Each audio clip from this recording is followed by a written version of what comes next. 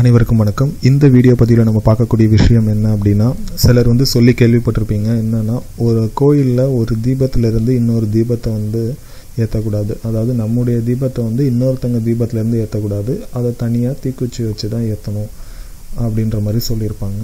ஏன் அந்த விஷயங்கள் சொல்கிறாங்க?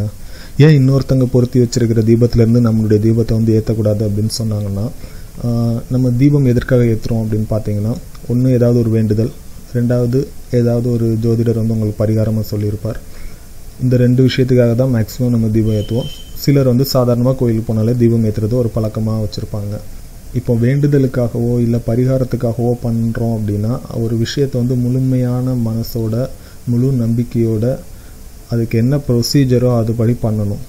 ஸோ உங்களுக்கு சொல்லப்பட்ட பரிகாரமோ இல்லை அந்த வேண்டுதலோ என்னவாக இருந்திருக்கும் அப்படின்னா, தீபம் ஏற்றுங்க அப்படின்னு தான் சொல்லியிருக்காங்களே தவிர இன்னொருத்தங்க தீபத்திலேருந்து உங்கள் தீபம் ஏற்றுங்க அப்படின்றத சொல்லலை. தீபம் ஏற்றுங்கன்னு பொதுவாக சொன்னோன்னா என்ன அர்த்தம்னா, நீங்கள் ஒரு தீப்பெட்டியை வச்சு அதை பொருத்தி தீபம் ஏற்றணும் அப்படின்றது தான் முறையாகுது.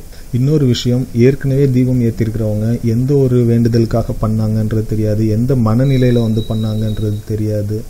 ஸோ அதுவும் ஒரு காரணம், அடுத்தவங்களுடைய தீபத்திலேருந்து நம்முடைய தீபத்தை ஏற்றக்கூடாது அப்படின்றது. இன்னொன்று பார்த்தீங்க அப்படின்னா, ஒரு விஷயம் பண்ணுறீங்கன்னா உங்களுடைய கர்மா உங்களை ப்ராப்பராக ஒரு விஷயத்தை பண்ண விடுதா இல்லையா அப்படின்றத நீங்கள் தீபம் ஏற்றுறது மூலமாகவே தெரிஞ்சிடலாம்.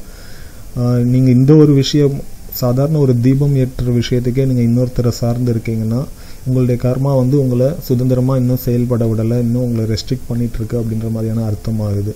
ஸோ தீபம் ஏற்றுறீங்க அப்படின்னா தயவு செஞ்சு தீப்பெட்டியை வச்சு நீங்கள் சுயமாக தீபம் ஏற்றுங்க. உங்களுக்கு வேறு வழியே இல்லை, தீபம் ஏற்றுறதுக்கான வாய்ப்பே கிடைக்கல அப்படின்னா, நீங்கள் எந்த சாமிகிட்ட வேண்டுறீங்களோ அந்த சந்நிதிக்குள்ளே நிச்சயம் ஒரு தீபம் இருக்கும். அந்த தீபத்திலிருந்து கூட நீங்கள் தீபம் ஏற்றலாமே தவிர அடுத்தவங்க ஏற்றி வச்சுருக்கிற தீபத்தை அவாய்ட் பண்ணுறது தான் ரொம்ப நல்லது. நன்றி.